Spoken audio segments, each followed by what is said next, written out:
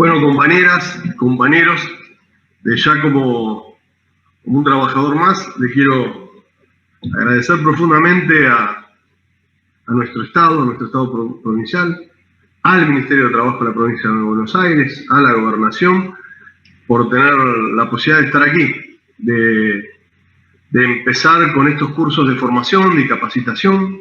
Yo venir aquí a plantear y explicar desde mi óptica como militante sindical, desde mi óptica como militante político, una breve reseña histórica de la historia del movimiento obrero, ¿no? Una historia que está muy fuerte arraigada a lo que es la lucha de nuestro pueblo, la liberación de nuestro pueblo, el protagonismo, ¿no?, de la clase trabajadora, de los trabajadores y las trabajadoras. Así que vuelvo a agradecer, voy a comenzar, por lo menos desde mi punto de vista sindical. En esto quiero ser claro, no le voy a comentar una narrativa abstracta o neutral. Mi idea es plantear desde mi posición como militante sindical lo que uno siente y lo que uno piensa. Yo arranqué un pequeño borrador para ir llevando cronológicamente el tiempo, digamos, de las décadas, ¿no?, de la historia contemporánea del movimiento obrero organizado, y quiero respaldar el hecho desde mi óptica como militante sindical. Nosotros, cuando arrancamos allá por los 60, siempre destacando la figura de Atilio López, de Tosco, de Raimundo Ongaro, fue una organización muy contundente, la de los trabajadores. Esos 18 años de resistencia se fueron formando por una participación masiva en el ámbito fabril, en el ámbito educativo, en el ámbito estudiantil y también en los barrios. O sea, la gran fuerza de esa resistencia de 18 años en todo un pueblo, en que su líder, Juan Domingo Perón, regrese, se basó en que la militancia sindical tenía un arraigo muy, pero muy fuerte en el territorio. Cuestión que después fue generando instancias de poder. Nosotros podemos destacar que en los 60 el peronismo fue proscripto, sin embargo las organizaciones sindicales, a través de algunos partidos políticos, de algunos frentes también, esta organización barrial, esta organización sindical también se pudo potenciar en cuestiones electorales donde se han ganado no solamente municipios, sino cargos electivos, sino también el caso de Córdoba, ¿no?, con Atilio López, el caso de tener una vicegobernación con sectores sindicales, ¿no? Una de las referencias más importantes para mí en los 60 fue que cuando Juan Domingo Perón interpreta que había toda una resistencia de mucho desgaste, de mucho sacrificio, él empieza, cuestión que para mí me parece muy importante, escribirle a Raimundo Ongaro. Cuando él se refería a Raimundo Ongaro, siempre se refería como el joven dirigente sindical. O sea, Perón entendía que necesitaba ese recambio generacional, ese recambio tan necesario, y más cuando se establece, digamos, una resistencia organizada en la defensa de los intereses del pueblo. Y Perón siempre se dirigía a Raimundo con frecuencia, le escribía con el hecho de que le decía básicamente ahora que no hay timba, ahora que no hay cargos, que hay proscripción y persecución, ahora es el momento del recambio generacional. Por eso es también que esto se hace un cultivo, digamos, de lo que significa la militancia sindical en todo el aspecto social, territorial, y lo va generando esta CGT de los argentinos, que tenía una ramificación muy grande en todas las organizaciones libres del pueblo. Básicamente en organizaciones de base, esto que bien decía Raimundo Ongaro, ¿no?, con la rebelión de las bases. Y esto fue lo que fue surgiendo, digamos, el último tramo de la resistencia peronista, donde se pudo coronar el regreso de Juan Domingo Perón, único en la historia del mundo, ¿no? Un pueblo peleando 18 años por su líder. Vemos que esta situación también confluye en este armado territorial y estudiantil, donde podemos ver cristalizado en el cordobazo ese accionar entre la clase trabajadora y el estudiantado, ¿no? Esa fuerte pelea en ese cordobazo, rosareazo, en contra de, digamos, de la dictadura de Onganía, que después fue marcando ese final de esos 18 años de expropiación y de fusilamiento, de persecución.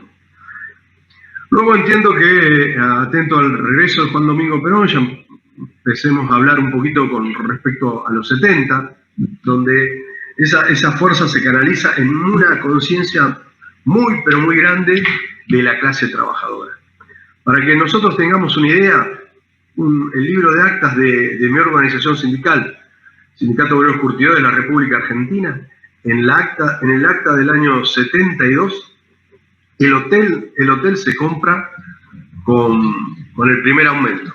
Con el primer aumento paritario. O sea que había un grado de conciencia muy alta que tal vez hoy no lo tenemos, tal vez hoy necesitamos que se recomponga esa fuerza de conciencia tan enorme, que también generó una dictadura sangrienta persiga, haga desaparecer a 30.000 de los compañeros, de los mejores nuestros, ¿no? Nosotros tenemos 30.000 compañeros detenidos, desaparecidos, y el 62% de esos compañeros, de esas compañeras, eran trabajadores, eran como lo son ustedes, ¿no? Delegados de fábrica, delegadas de un banco, delegadas de una escuela, compañeros con actividades sindicales. Bueno, eso era un poder muy grande, una conciencia muy grande que implicó que una dictadura sangrienta arrasara con toda esa fuerza juvenil que nos generó un bache generacional muy grande que hoy todavía tenemos que enmendar. Hubo procesos en la dictadura muy importantes, ¿no? Más allá de este protagonismo también de Rucci, ¿no? Cuando fue el regreso de Juan Domingo Perón. Mi viejo siempre me decía que Rucci estaba muy lejos de la izquierda y muy lejos de la derecha. Lo quiero volcar acá porque me parece que hay una cuestión que amerita esta situación, digamos, de hoy, de reconocer en un marco de unidad a nuestros compañeros y más a nuestros mártires. Y también destacar que este movimiento obrero, el grupo de los 25, en el año 79, fue la clase trabajadora la que le hizo un obstáculo, el primer obstáculo grande y contundente a la dictadura militar. Y también tenemos que situarnos que después de haber tenido 30.000 compañeros detenidos desaparecidos, el movimiento obrero en el año 79 organiza el primer paro nacional. Ese 29 de abril emblemático, donde yo tuve la oportunidad de hablar con algunos compañeros de esos 25, tuve la suerte de hablar con el compañero Digón, que Digón me transmitía ese temor, ese miedo que él tenía, digamos, de jugarse la vida y de no estar con su familia.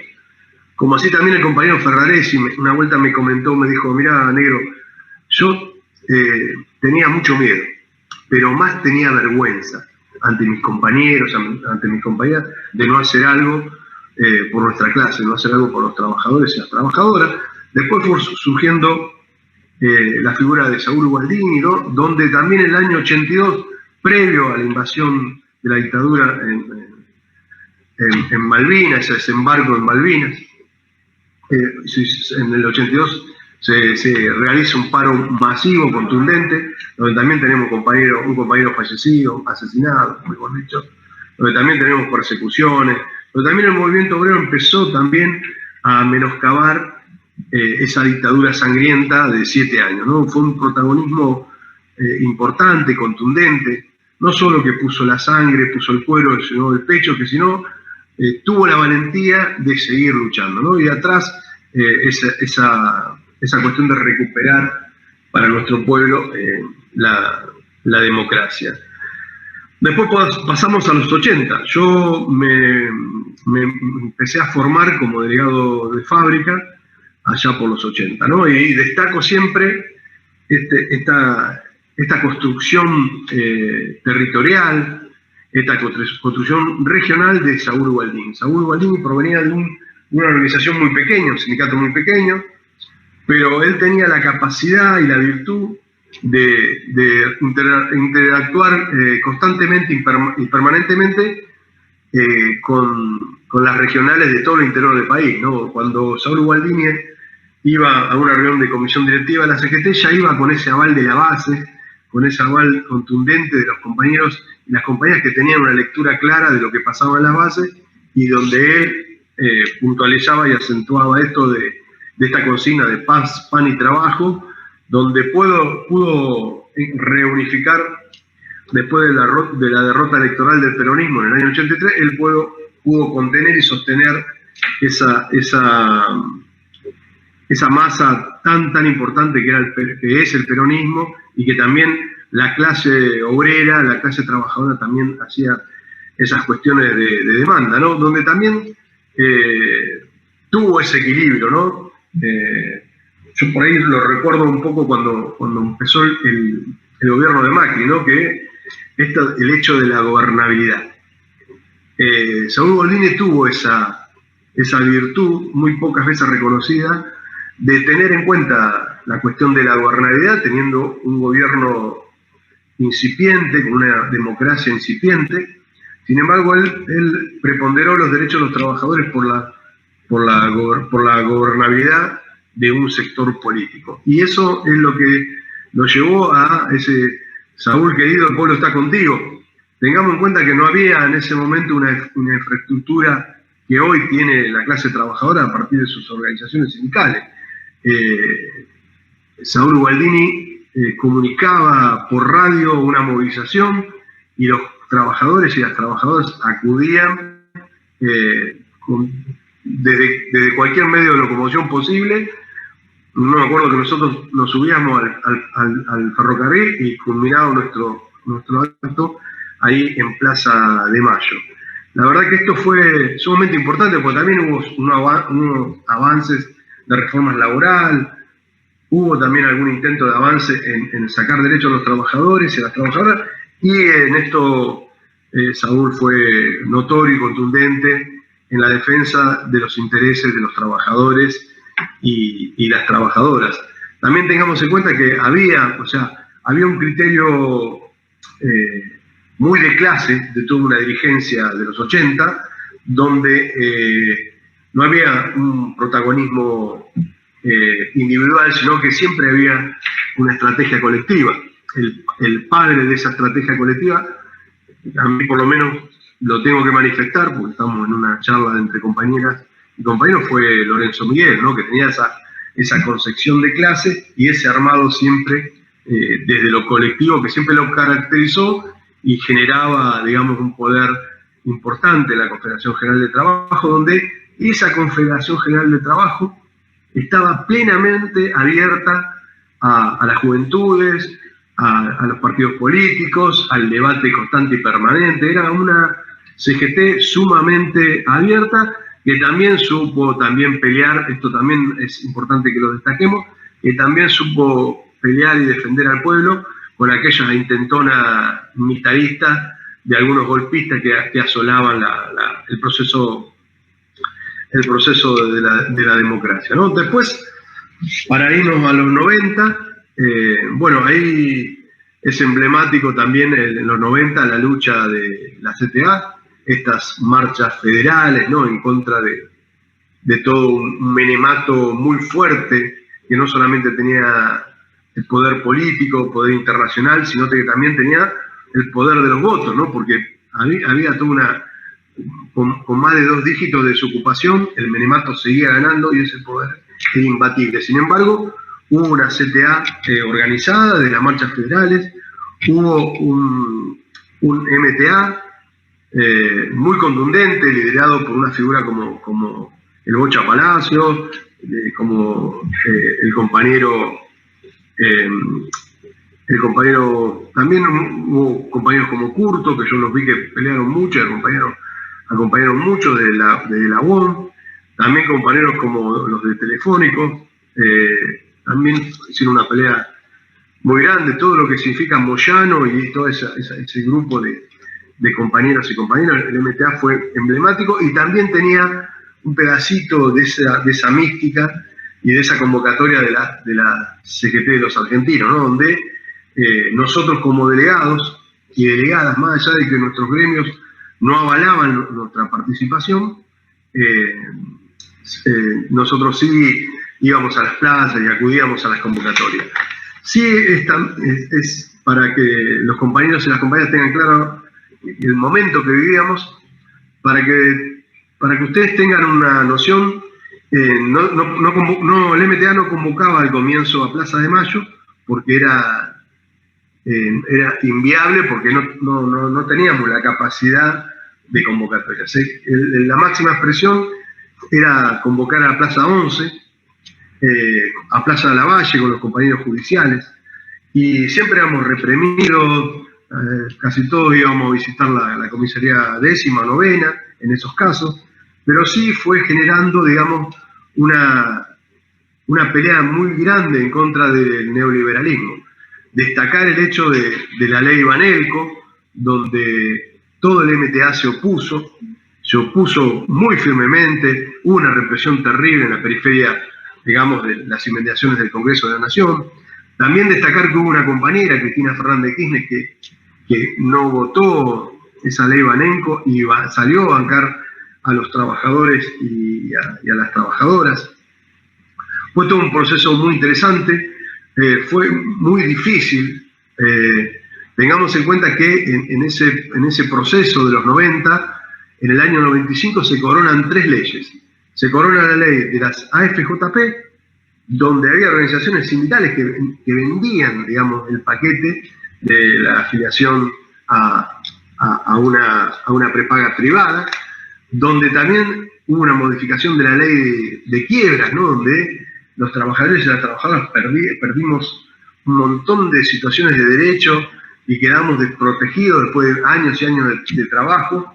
Y también estuvo el tema de la reforma de las ART, donde también en ese momento hemos perdido un montón de conquistas, un montón de compañeros que tuvieron muchas dificultades en el hecho de jubilarse o por el tema de invalidez.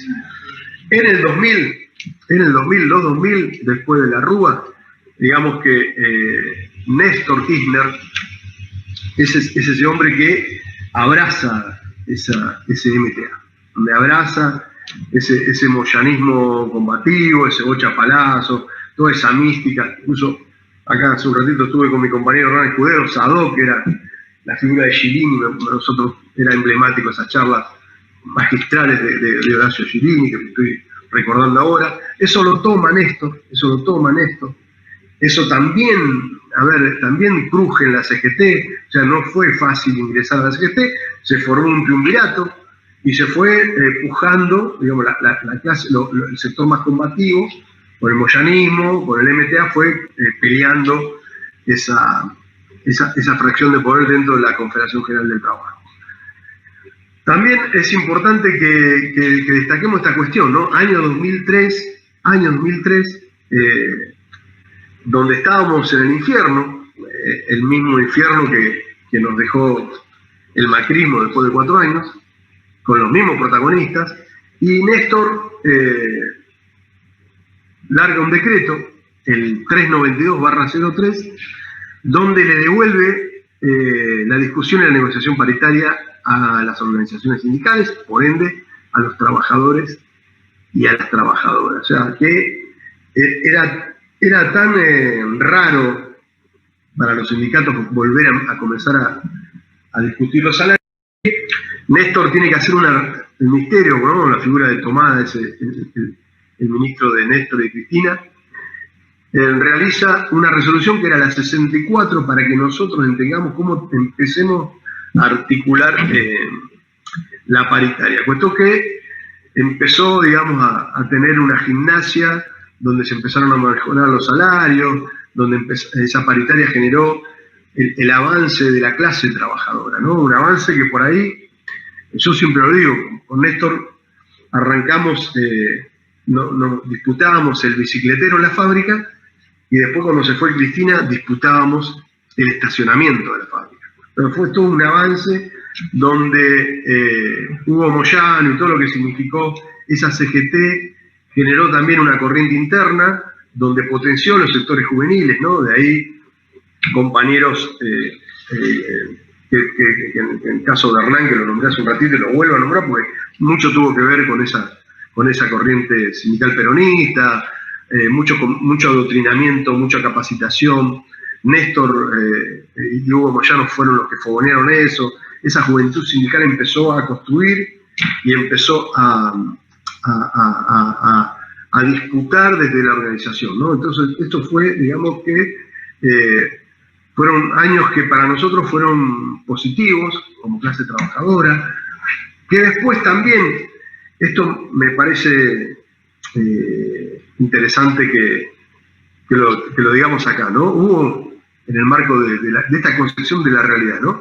Después también hubo una disputa por el tema del impuesto a la ganancia, que también me parece interesante, que esto también lo quiero dejar como un disparador para los futuros debates, los futuros análisis.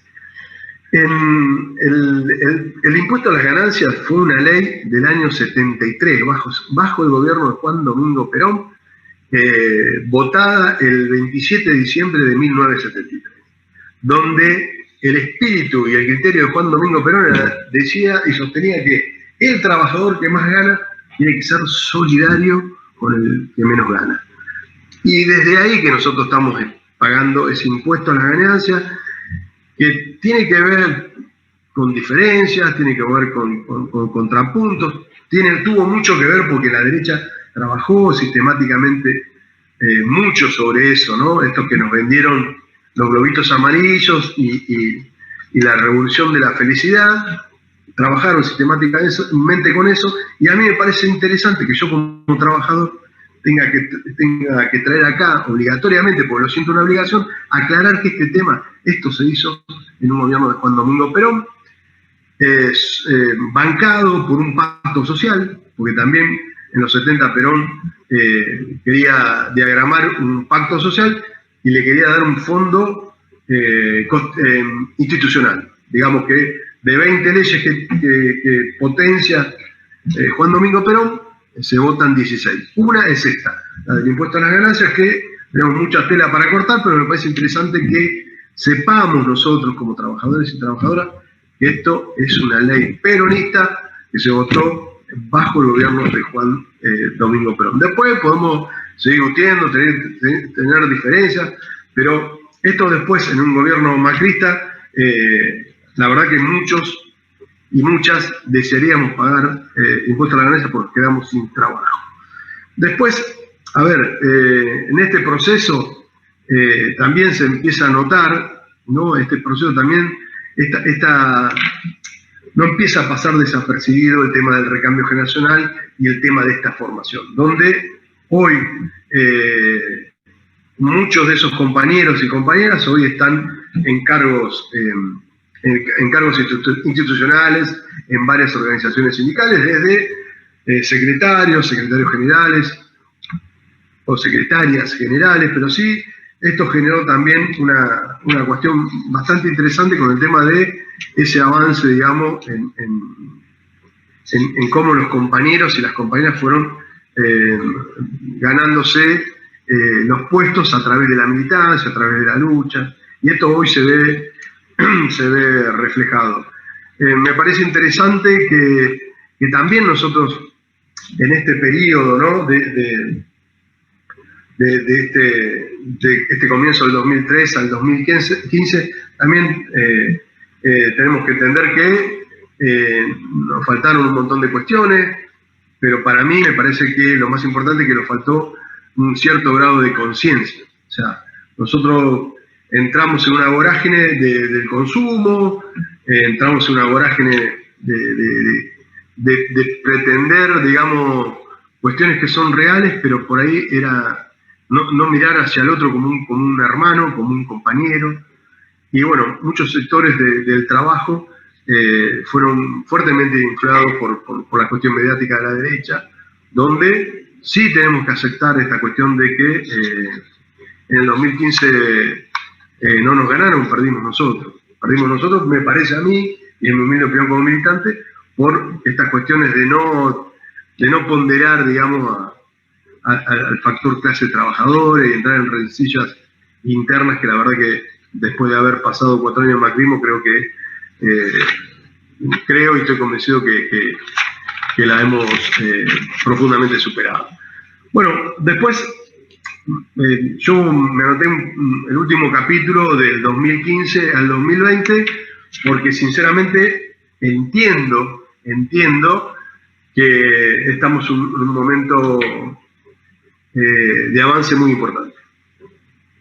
Y esto también lo quiero destacar, de que cuando nosotros nos encontramos con un gobierno liberal, con un gobierno de intereses foráneos, con una derecha en contra de nuestro pueblo, en contra de los intereses de los trabajadores, en contra de los intereses de las trabajadoras, ¿no? que se vio desde el primer momento, desde que nos ponían las guardias pretorianas de toda la fuerza de seguridad habida por haber para acompañar una columna.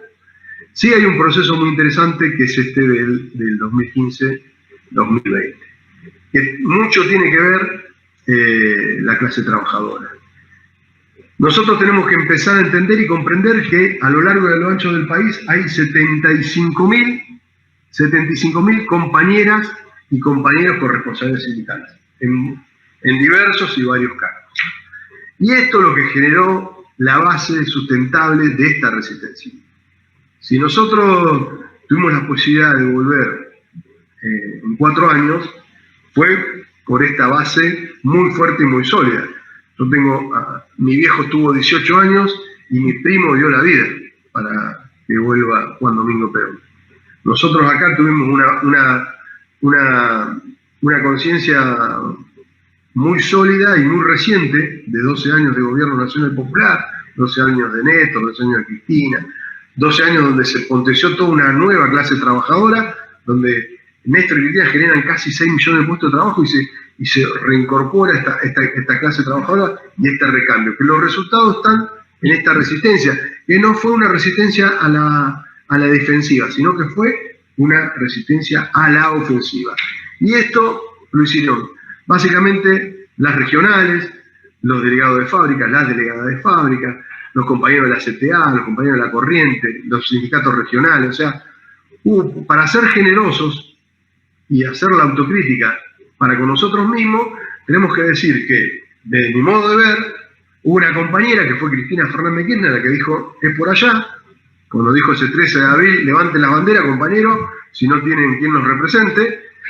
Y para ser generosos con nosotros mismos, hubo 50 dirigentes en el orden nacional y dirigentas en el orden nacional que interpretaron eso. Y después sí hubo una fuerte base contundente que un sello no los dividió para hacer lo que tenían que hacer e hicieron todo lo que tenían que hacer. Luchamos, peleamos, no los doblegamos, no nos acomodamos el cuerpo para sacar una foto. Ese sujeto histórico tan importante que es esta nueva resistencia de los trabajadores y las trabajadoras, son los que hoy yo los incito, los motivo, los potencio, los aliento, los abrazo para que demos ese gran paso. Ese gran paso de alguna forma u otra, este bache generacional que dejaron los milicos a sangre y fuego, asesinando a 30.000 de los mejores nuestros, este bache generacional lo cubra este recambio generacional que tuvo toda esta dinámica, toda esta organización en estos 4 años que generaron nuevamente volver a tener un gobierno peronista, que generaron nuevamente volver a tener un gobierno nacional y popular, que generamos nuevamente la esperanza, los sueños para nuestro pueblo. Generamos un gobierno con Alberto, con Cristina, pero esto es tan importante, por lo menos desde mi óptica como militante, que tenemos que hacer que valga la pena esta lucha, tenemos que seguir unidos, seguir organizados, tener esta correlación de fuerzas, ir sumando, ir haciendo todo lo posible para trabajar en unidad de acción y unidad de concesión, que se está haciendo. Hoy les doy un ejemplo. Hoy nosotros tuvimos aquí en La Plata, con muchos de los compañeros que están aquí hoy en el Ministerio, estuvimos compañeros de la Corriente, compañeros de la CGT, en un local de la CTA, de acá de La Plata, organizando muy bien por los compañeros, los dadores de plasma para generar los sueros para nuestros vecinos y nuestras vecinas, para nuestros compatriotas que están sufriendo el COVID. O sea, eso ya está. Lo que tenemos que no menoscabarnos, que alentarnos nosotros mismos, que somos nosotros los protagonistas. Y hoy más que nunca, y esto también se lo digo como militante, el Estado te da una situación legal. Bueno, cualquier compañero o compañera, desde la Confederación General de Trabajo, puede sacarse una foto con algún funcionario y con algún hombre del Estado y te da un marco legal. Sin ninguna duda que es así. Pero estos compañeros que yo hago mención, estos compañeros de base que pelearon, tienen legitimidad. Legitimidad. Y hoy en la pospandemia no hay soluciones mágicas. En la pospandemia necesitamos esa articulación de los compañeros y las compañeras que tienen legitimidad para con su pueblo y para con sus compañeros y para con sus compañeras. Por eso es necesario que reflexionemos con respecto a ese análisis, que nosotros volvimos, que tenemos el gobierno, pero nosotros, los compañeros y las compañeras que tienen legitimidad, tienen que seguir luchando por el poder real. Y el poder real está siempre en disputa, es el hecho de que después de unos meses pudimos articular ese aporte a las grandes fortunas, ese aporte solidario extraordinario a las grandes fortunas. Eso se genera desde la fuerza de muchos compañeros y muchas compañeras. Así que yo aliento por demasía esto porque estoy convencido de lo que estoy alentando. Quiero terminar con algo que viene en sintonía, una frase del compañero Raimundo Ongaro, donde Raimundo Ongaro decía que tenemos que dejar de ser un pueblo gobernado para ser un pueblo gobernante. Para eso necesitamos que estos 75.000 compañeras y compañeros con responsabilidades en todo el territorio nacional sigan articulando, sigan luchando y sigan generándole esa articulación central que necesita nuestro pueblo, que son los trabajadores y las trabajadoras. Le agradezco muchísimo la oportunidad que me dan a mí de poder manifestar lo que siento y lo que pienso, volver a agradecerle al gobierno de la provincia de Buenos Aires, al gobernador H. Kicillof y a todo el Ministerio de Trabajo que nos ha brindado sus puertas para que nosotros, la compañera Mara, la compañera ministra, para que nosotros hoy podamos estar aquí y podamos, desde el Ministerio, desde un gobierno nacional y popular, poder estar interactuando con todos ustedes, compañeras y compañeros. Muchísimas gracias. ¿Me corro por acá? Bueno, una excelente exposición de Walter. Muchas gracias, Walter, por este recorrido histórico, y lo que nos interesa justamente marcar en este curso que iniciamos es cómo las luchas del pasado se enlazan con las luchas del presente, y en este sentido recibimos algunas preguntas a través de los diversos canales disponibles de comunicación con nuestros estudiantes. Así que vamos a leer algunas de ellas. Hay una pregunta que tiene que ver con cuáles son las luchas hoy del movimiento obrero argentino, los desafíos y las luchas del movimiento obrero argentino. Mirá, la verdad que es la pregunta del millón, como dicen, ¿no? Mirá, hoy por hoy, esta cuestión de los Zoom, de la participación de los compañeros y las compañeras en los análisis, digamos, de cómo salimos de la pospandemia, el desafío de la clase trabajadora es remontar, retrotraer, articular la línea histórica. O sea, hoy nosotros no podemos llevarnos con recetas foráneas de cómo salimos. Si nosotros nos remitimos a cómo salimos de la pospandemia y la centralidad de la clase trabajadora, tenemos que ir a Juan Domingo Perón y Eva Perón. Posguerra, situación mundial muy similar a esta, y nosotros, Perón era un Estado presente, como el que hoy tenemos, un Estado presente, pero también un Estado que articulaba, un Estado que fue coronando con la Constitución del 49, donde no donde hablaba de la cuestión social de la tierra, donde garantizaba derechos. Esa es una línea histórica que nos sacó de la posguerra.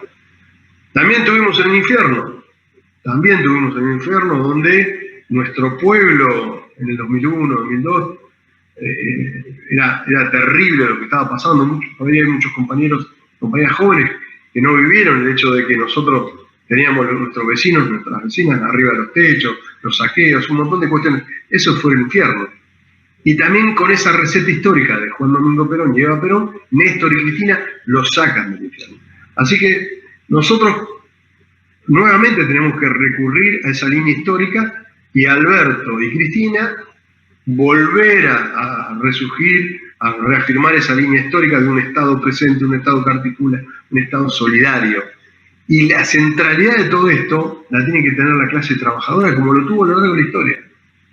Trabajador ocupado, desocupado. Trabajadora ocupada, trabajadora desocupada. Pero sí esta pertenencia a la clase. Es la clase la que articula y la que articuló a lo largo de la historia. Y el gran compromiso de nuestros compañeros y nuestras compañeras es esto, es esos 75.000, que no son los que se ven, no son los que se escuchan, no son los que se miran, pero sí son los que articulan, y sí son los que generaron también una resistencia. Tengan en cuenta esto, compañeras y compañeros, esa masa voluminosa y contundente de los trabajadores y las trabajadoras de base derrotaron al macrismo, la corporación judicial, la corporación mediática y al Fondo Monetario Internacional.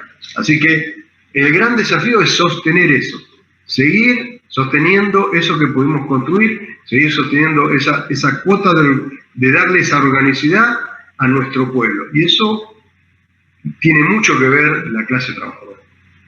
Sí, excelente. Justamente es esa fuerte presencia en los lugares de trabajo, en los establecimientos, a través de la figura del delegado y de la delegada, lo que hizo tan fuerte y tan distintivo al movimiento sindical argentino, no solo en América Latina, sino en todo el mundo.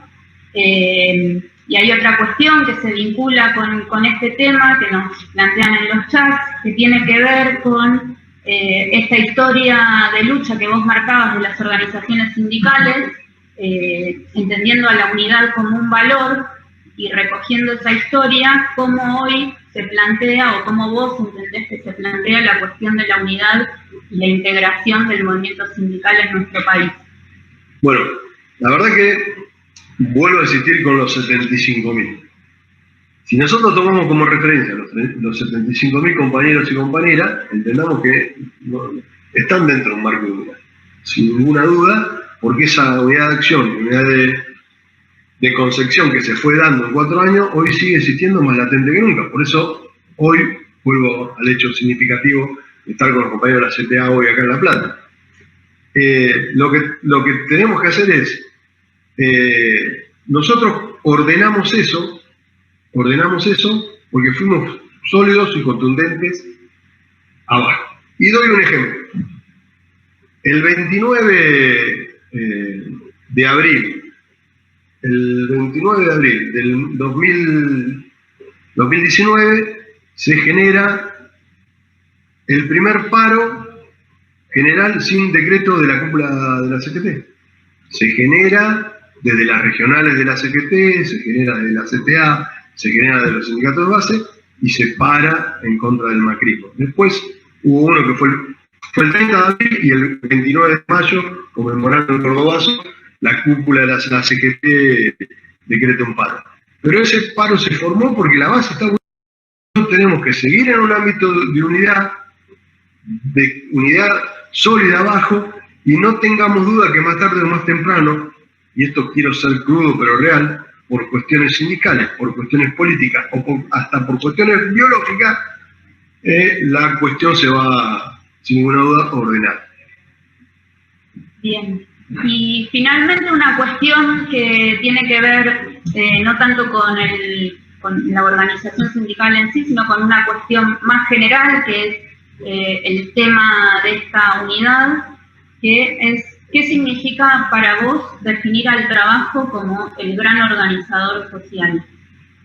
Mirá, a ver, es la orgánica que te da el trabajo mismo. O sea, y eso se ve con la formación de cada militante, hombre y mujer de campo sindical. Uno tiene el reloj interno de la responsabilidad de los tiempos del trabajo. Y esto se lo digo a modo de aviso, si nosotros tomamos como referencia, y con mucha humildad lo digo, en una cuestión de clase que me orgullece y lo tengo que plantear. Si nosotros vemos los diputados de estación sindical, compañeros míos de la Cámara, y si hacemos el relato, digamos, de las intervenciones, de la presencia, de los proyectos, de la capacidad de participación, de no faltar, los diputados y las diputadas de estación sindical tienen los mejores puntajes, pero porque nosotros fuimos adoctrinados con esa centralidad y esta orgánica que te da el trabajo.